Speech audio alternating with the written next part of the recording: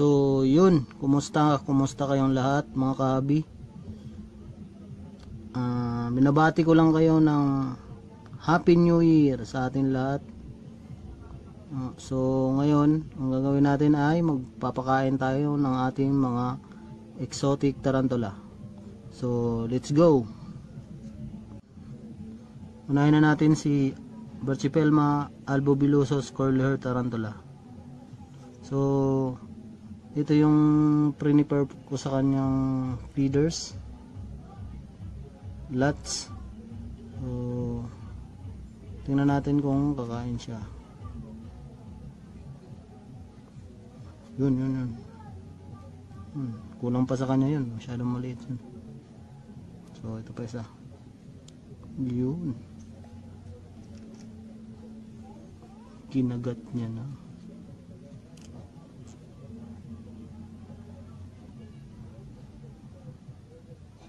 Okay, next naman tayo. Ito naman ay isang OBT, orange baboon tarantula. So titingnan natin siya.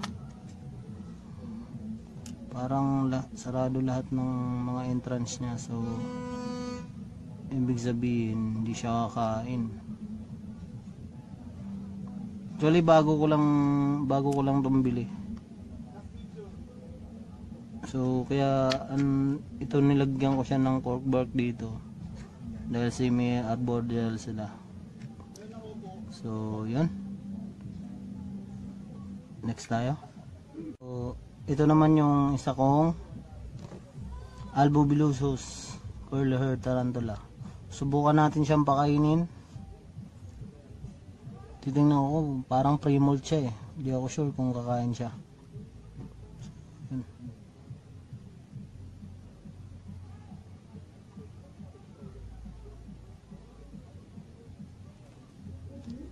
So yun nga, hindi siya kumain, ayaw niya kagatin. Baka mag-borrow na yung superworm natin.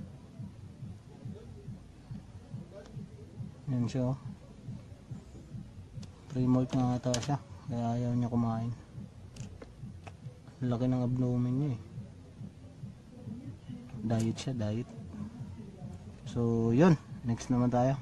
So yun mga tol, ito naman yung isa kong Brachypelma hamore Mexican Ridney tarantula. Napakaganda niya, lutang na lutang yung kulay niya. So ngayon susubukan natin siyang pakainin. Bibigyan natin siya ng isang superworm. So ito, oh yun na. Kala ko kakagatin niya na. Wala, nagbaro na yung ano. Yun, dito pala. So yun, ayaw niya kumain. Parang pre-molt din siya mga tol. Ang laki rin ng abdomen niya. So gre-reduce siya kumain. Lagyan na lang natin siya, lagdagan natin ng water dish niya ng tubig. Basahin lang natin sa substrate para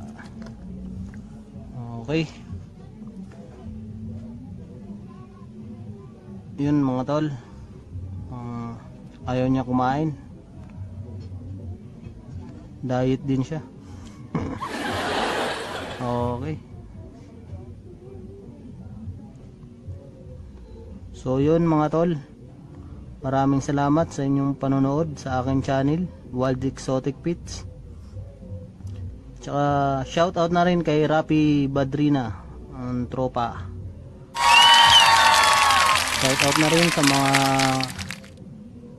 mga subscriber ko.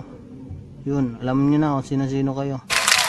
So yun, maraming salamat. Happy New Year sa ating lahat. Bye bye.